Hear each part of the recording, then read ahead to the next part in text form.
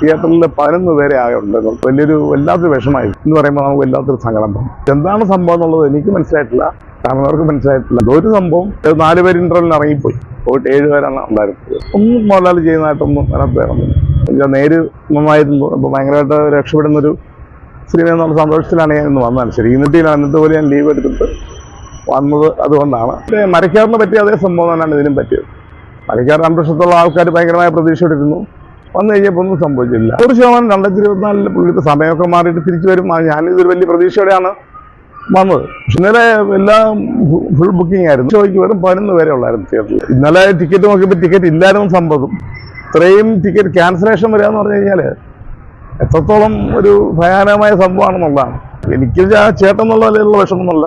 പ്രേക്ഷകനെ സംബന്ധിച്ചോളം വെച്ചാൽ ഭയങ്കരമായ പ്രതീക്ഷ. രാവിലെ ഒരു ഓട്ടോക്കാരൻ പറയായിരുന്നു, അയാൾ ഫസ്റ്റ് ഷോ കണ്ട ആളാണ്. ഓട്ടോയിൽ അയാൾ പറയായിരുന്നു, എന്താ സാർ ഇതൊക്കെ ഭയങ്കര